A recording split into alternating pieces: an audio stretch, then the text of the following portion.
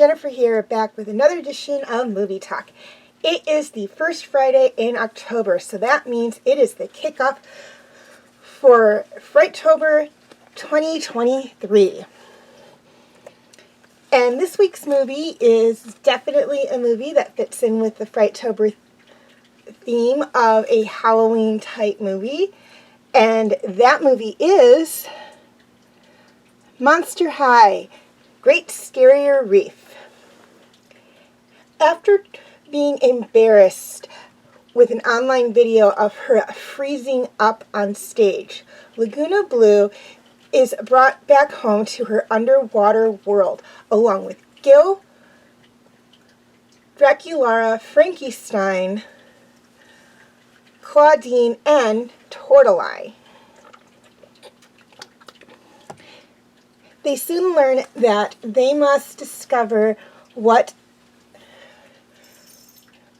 Blue is afraid of and help her conquer that fear, or it will continue to follow her and they may never be able to get back to Monster High. Okay, highlights of the movie.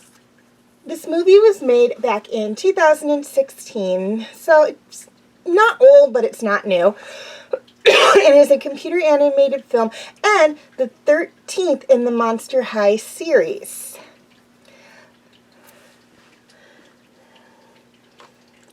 Okay, things I liked about this movie.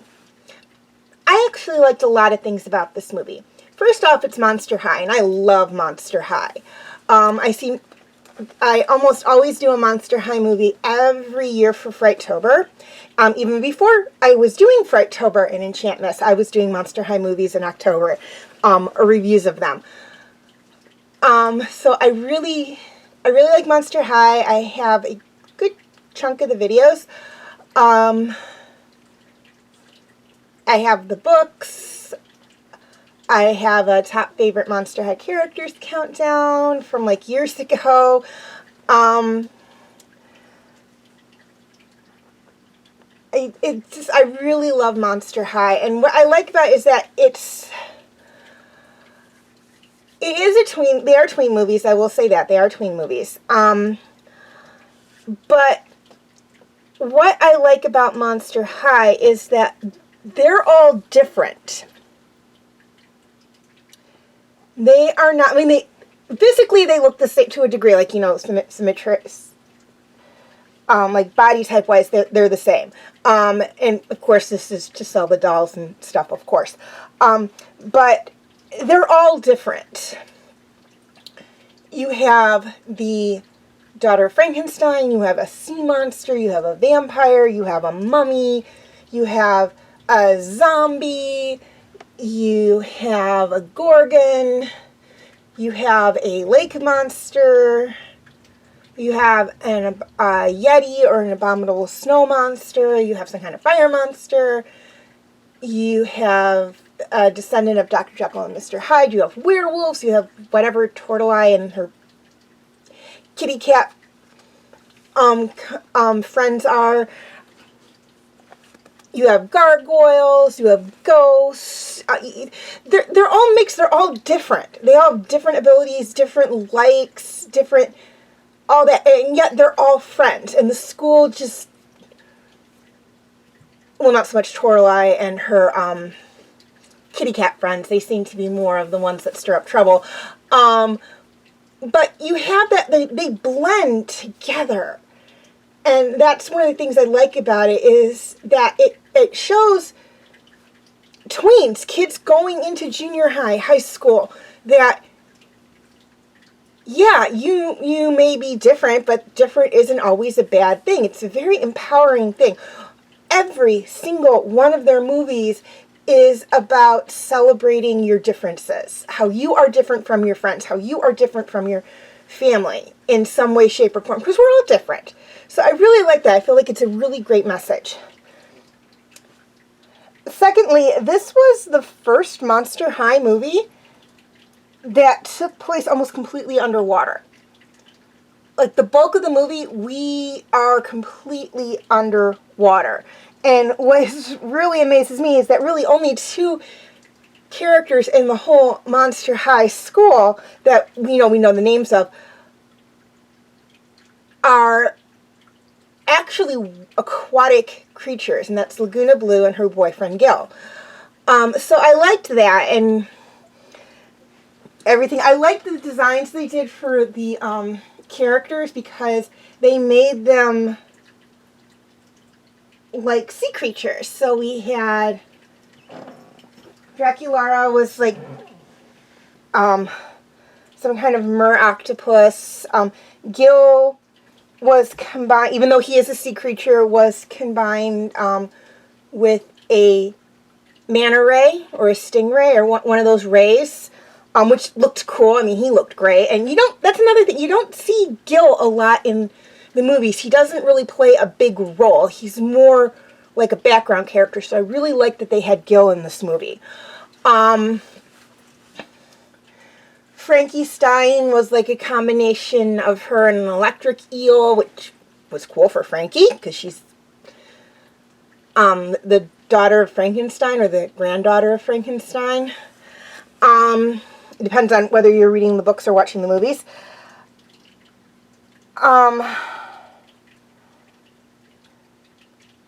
Claudine was and Claudine, Laguna Blue, and Tortoise were like some kind of combination, or like mermaids, basically, which I thought was cool.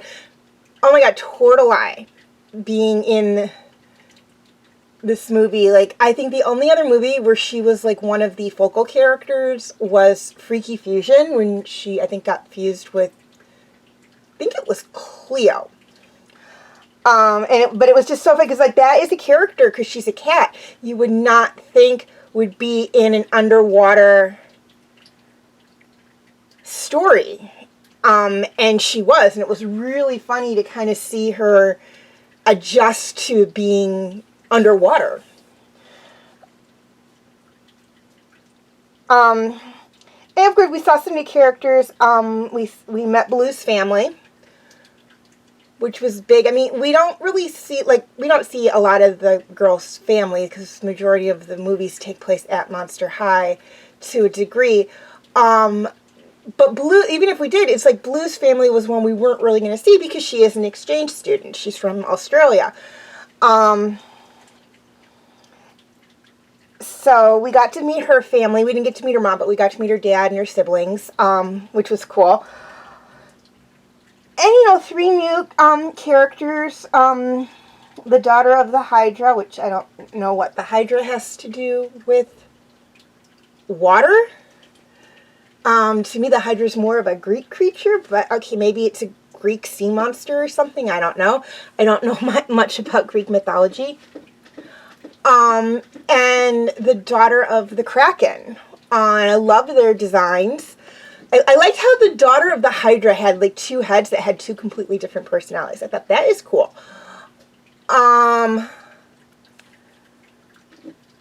What else? I like the title. If you look at the title, it's called The Great Scarrier Reef, and it's Blue's home, and she's from Australia.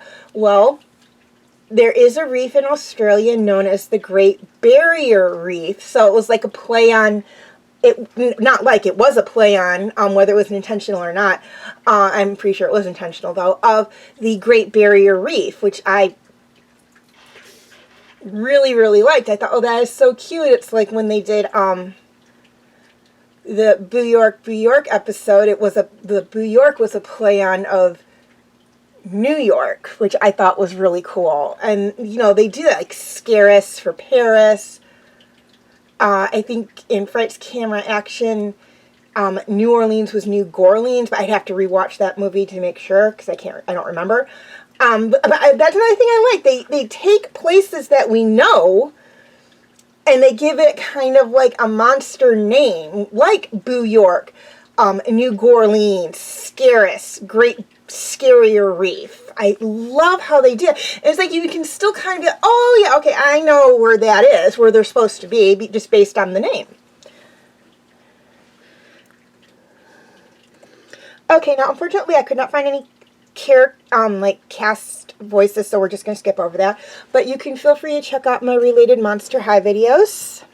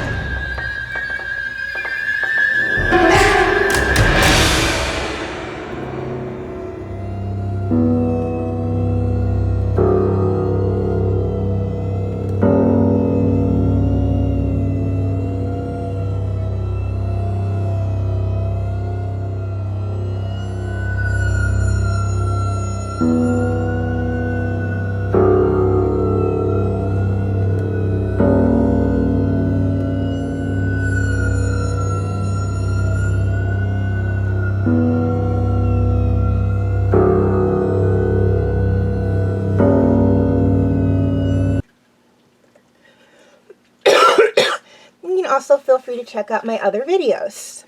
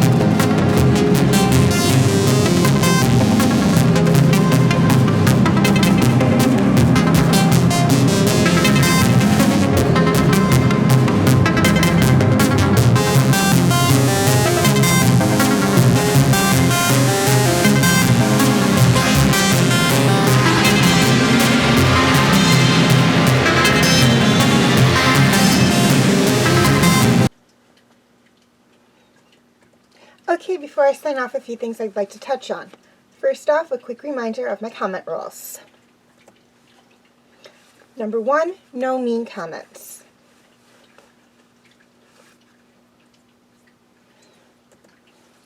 Number 2, no bad or curse words in comments.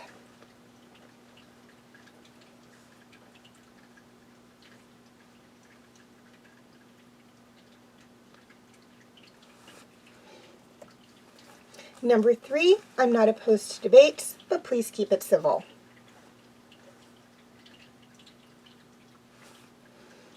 And finally, number 4, please be respectful to me and each other.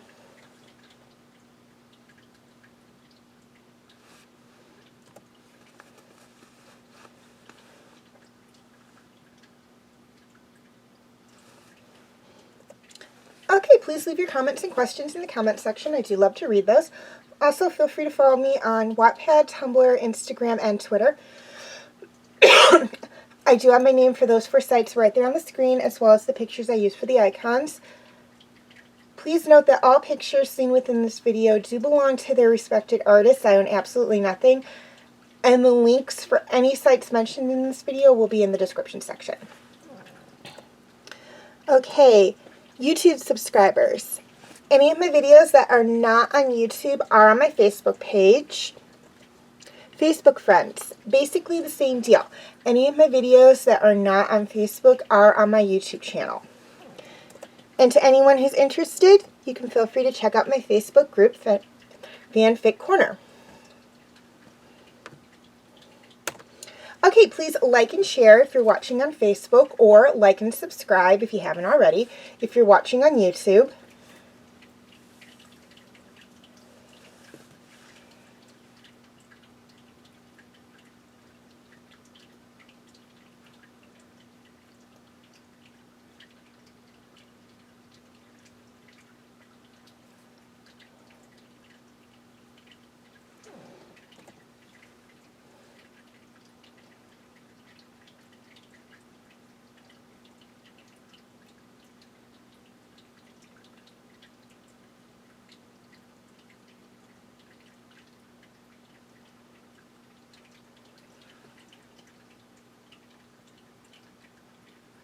And as always, thank you for watching, and have a very nice day.